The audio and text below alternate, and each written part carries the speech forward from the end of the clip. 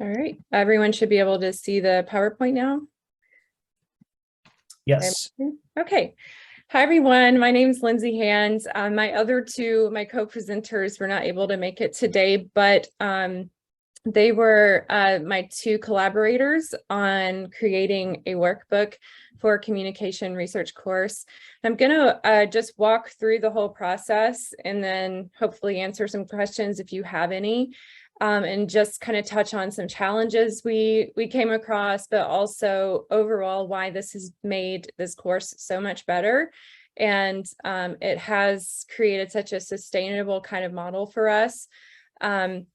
So with that, I'm just going to get started, and I hope you enjoy and find this relevant, even if you aren't teaching any communication courses. I think this could be pretty relevant to any kind of social science research courses. So first we had, before even thinking about creating any kind of OER materials, we really realized we needed to overhaul our research methods courses. So like we formed a committee and started talking about ways to make our foundational courses more accessible, more relatable for students, and also more uniform. We have a huge School of Common Media, and we were finding that, especially in some of our foundational courses, that the instruction wasn't really uniform. Of course, you want instructors to have autonomy, but you also want students to kind of have the same experience in some of the foundational courses in terms of at least what kind of concepts they're exposed to. So the idea was to create something a little more structured, more uniform, and provide a roadmap for instructors going forward. And we decided to start with COM 2020, and I went too far ahead, sorry about that. And it's communication sources and investigation. And what this class is considered a foundational research methods course. It's meant to give students those foundational skills you need to do social science research. And in this class, they essentially learn how to write a literature review. And it covers everything from how to, come up with a topic, how to research a topic, how to find peer-reviewed academic resources, and how to make sense of it. And also, students' least favorite is learning APA format. And it's just something they're not super into, but we're trying to make it one of those things that, it's a course they need, especially when they're going to upper division courses and going to the next research methods course. So it is completely foundational and really important to the rest of their education as communication students. So we also realized, I mentioned it needed some standardization, but also the instructional materials just needed updated again. Like a lot of courses, as soon as, you have a textbook for a couple of years, you have to have another edition, a more expensive edition. So we're really looking at low-cost options, but also a way to make this course a little more accessible and a little more uniform. So we recognized a need for change, and that's when we started looking into what kind of change was needed. And we thought this would be perfect for developing open education resources for students. It was an opportune time since the course needed to be revised and restructured anyways. And comm students are required to take the course, so we knew that this would affect all of our student body. So this would have, a pretty profound financial effect. Comm research textbooks are pretty expensive. And I'd like to think that they hang on to them and keep them forever and, revisit them. But a lot of students were trying to get through these courses with like cheaper, earlier editions, or just trying to get through the courses without the textbook at all, which it just was not working well. So we were hoping for something that students could download, could keep, could come back to. They wouldn't try to, like resell it. It's something they could use over and over. So again, the low cost, no cost textbook option was our goal. This aligned with our university-wide initiative as well. So a lot of things were just lining up for that.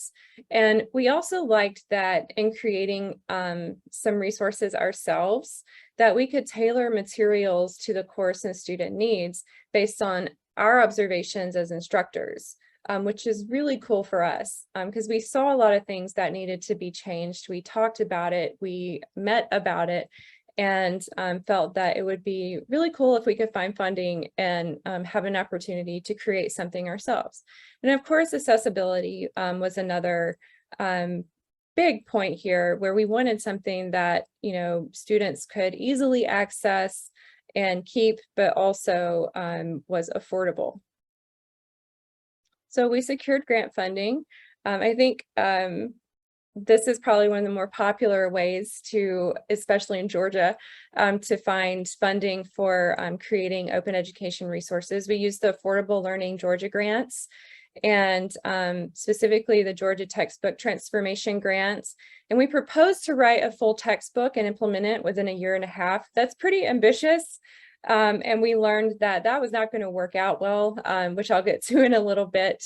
But what really came down to finding our funding and who was the best funder for this initiative, it was our goals. They aligned so well with the funders' goals. They require that you create a standardized syllabus and require that, you know, you do transform the course. And we're like, this is perfect. And they provide a lot of resources, especially in terms of finding folks to help with design, editing, etc. And this is a really, really wordy slide. I put it in here for a reason, though, because I wanted to show people the exact wording of our goals in the course transformation, just in case you might be thinking about applying for a similar kind of grant. Just wanted to show you what the wording was like, and you know, feel free to take from it. You can find this online in Galileo and use it. It's pretty standard kind of textbook grants speak, but these were our actual goals, and kind of gives you an idea of what we were going for. Like I mentioned, the low cost alternative to those traditional expensive comm research books, standardizing the course format and explaining why that is important to us. Eventually, doing this, making it more uniform, allowed for us to create, I actually did this, I had a little funding to do an online course creation, and now we offer so many sections of this course due to the ability to, you know, put it out there because it is more uniform. We also wanted to transform the pedagogical approach. This one was important to us so that students had a more engaging kind of text or more engaging materials that wasn't just telling them about the research process, but something they could use as a tool during the research process, which I will show you at the end of the presentation. But also a broader goal beyond our own institutional reach was that we wanted to contribute to undergraduate comm research pedagogy and produce something that other comm institutions could use, or any kind of social science, you know, that's within that realm. We were hoping that that could be something that you know, could reach beyond Kennesaw State and others could use. So I'm going to talk about the development of our OER materials. This is where it got really interesting and what the process was like. It was a pretty big learning curve. I'm sure some of you have probably done this as well. And just trying to figure out what would work best. There was a lot of planning, a lot of reading, a lot of writing, obviously, so many meetings, just trying to make sure everyone involved. We try not to have any one person dictating every approach, which is why we formed the committee full of instructors that taught this class, so we could try to make it the best fit for everyone. And the idea at the end of the day was to create an interactive book in Adobe Acrobat. So fairly simple and straightforward.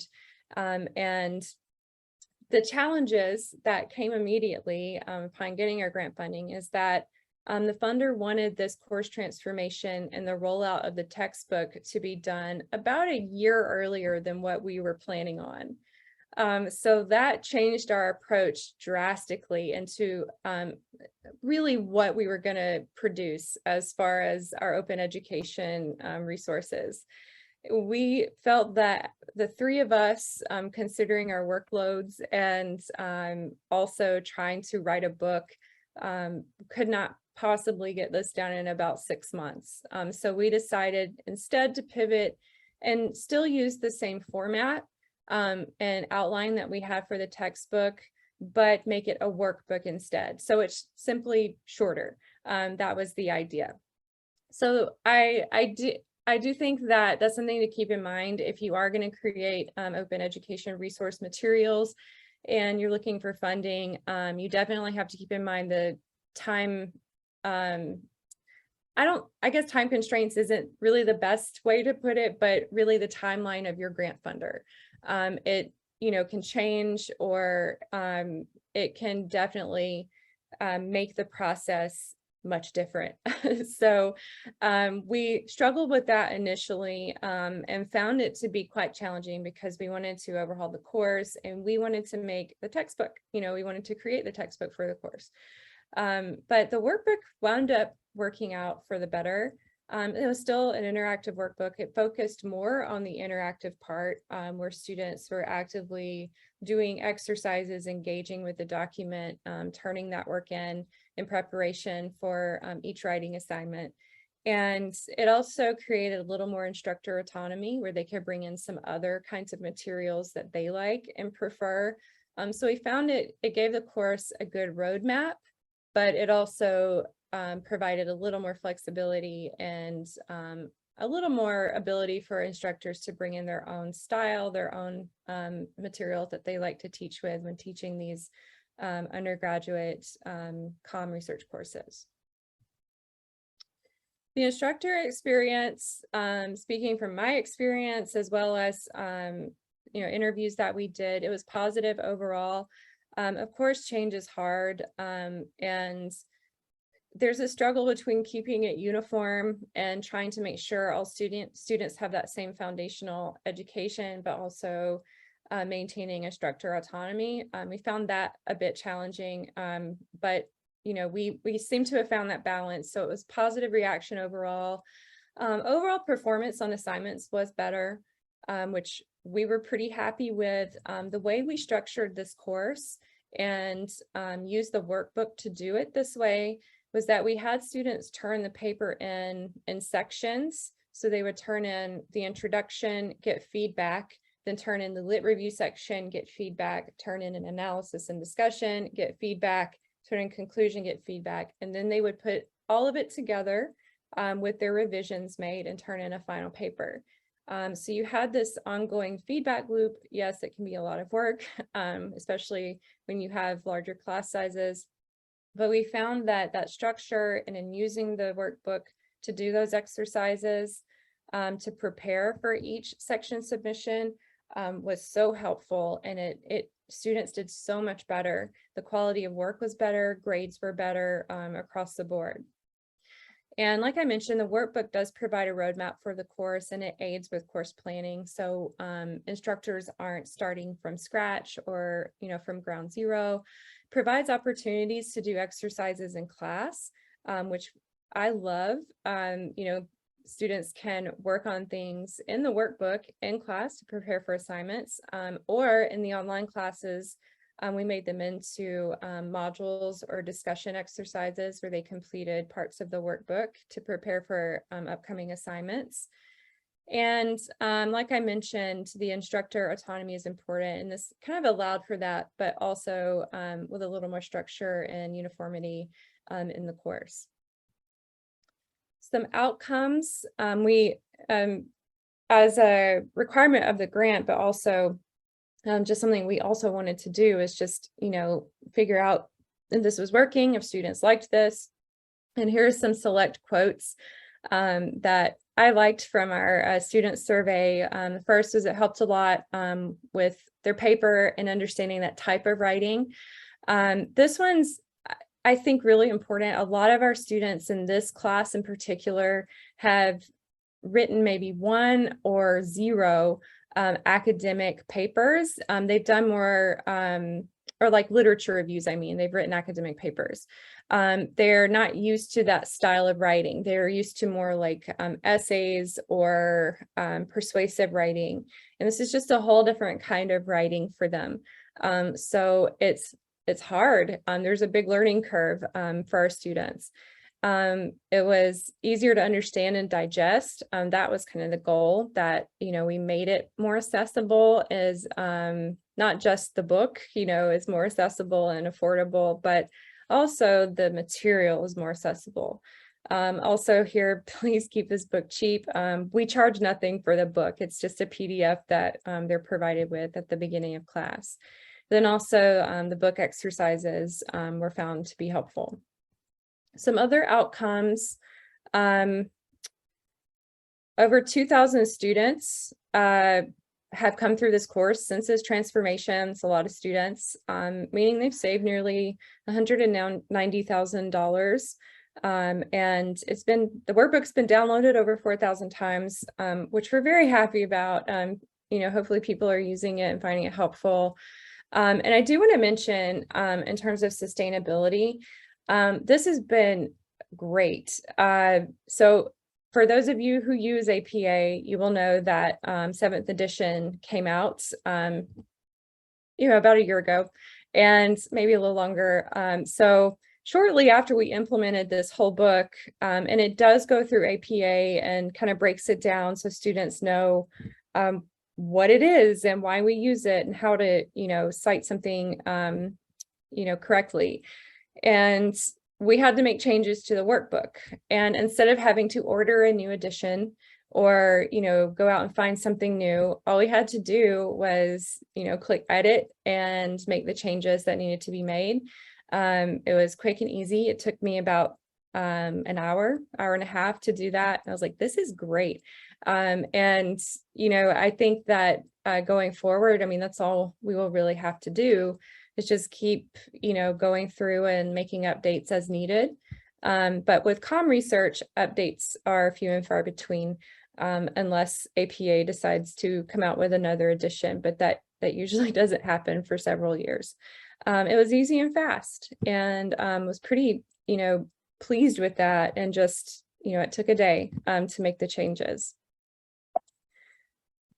So what I want to do now is just show you how it's been adapted, and then just some excerpts from the workbook so you can see what it looks like. This is on LibreText, and I'm sure most of you have seen stuff like this. It was just so cool to see something we developed adapted, and other folks can go through, and this is through UC Davis, I think. And they just, you go through and there's our little textbook, which was pretty neat. And due to the time constraints, another challenge was find people between trying to get the book planning done and just going through so much. We wound up doing most of the design stuff ourselves, which going back, that is something I would have definitely hired out to do had we had a little more time to plan. That was on us. I think if you are applying for a grant, you need to plan for that stuff in advance before you get the grant. That was something that we didn't consider. But that's just the title page or the cover. And just to show you some of the things that we cover in the book, we do go through what comm research is, learning to analyze and write scholarly works, and just some foundational stuff. So the first few chapters are like this. We also go through different subfields of comm research or in comm studies in general. All of us who did this, worked on this, were from different disciplines. I work in health communication, one's in educational pedagogy and children's media, and another person is critical cultural studies and gender studies. So we had a pretty well-rounded kind of approach to this. And we also want students, we keep it a pretty basic kind of structure here. And, there are many different ways to structure a literature review, but because we're just trying to teach students how to find sources, scholarly sources in the library and how to synthesize it, we keep it to a very basic structure in the course. And we go through that in the workbook. And then this is an APA format exercise. Of course, students love using any kind. I love Zotero, any kind of bibliography software. But what we did this because we want them to understand what each of those things are in the citation. And we have them go through this as an exercise, and all of these are lines they can fill out and save and submit.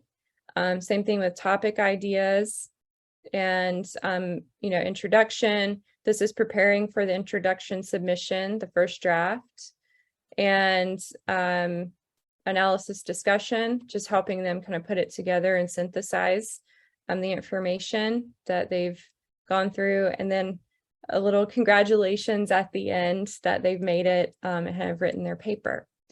That's really all I've got for the presentation, other than I just want to conclude with that this was a net positive for the School of Communication and Media. Would definitely recommend doing this. There are things that I would have done differently, especially with planning and just making sure that we understood what the funder wanted and that we could meet those requirements.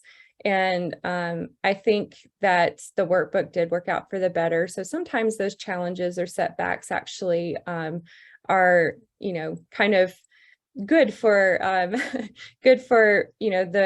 rest of it. It was good for us. So what was kind of frustrating for us turned out to be really great for us in the end.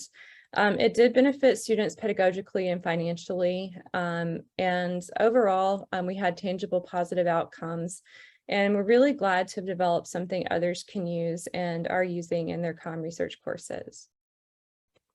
So I'll leave it to questions at this point. Lindsay, we actually had a couple of questions come in. Kathy asked, do you mean graphic design or instructional design? This was about 5 minutes ago. And do you have a dollar amount you would suggest be set aside for grant requests or requests for that? Sorry about that. Kathy, I did mean graphic design for the workbook and just helping us put stuff together. So USG, with who is actually, oversees this whole process, our University System of Georgia, they have recommendations for the graphic design or helping put the book together, copy editing. So we actually put that into the grant. We wound up not using that money.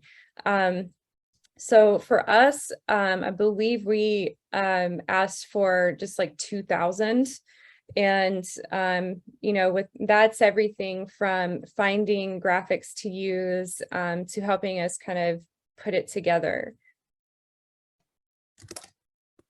Thank you. And then do you have a link that you could share to the book? I do. Let me get that for you real quick.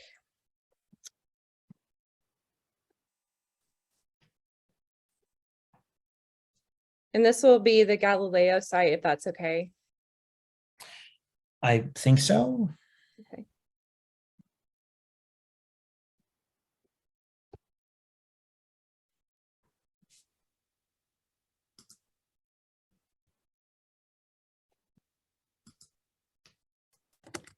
Yeah, that seems fine. Thank you, Lindsay.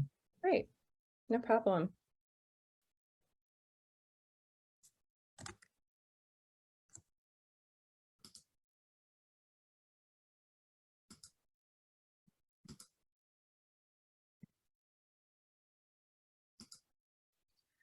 And Kathy, there's also, I'll put this link in there too. There's a link to the whole grant application. And it shows you the whole budget. I believe it does. Let me find that for you since we have a few minutes, if that's okay. Yeah, that would be great. Thank you. Yeah.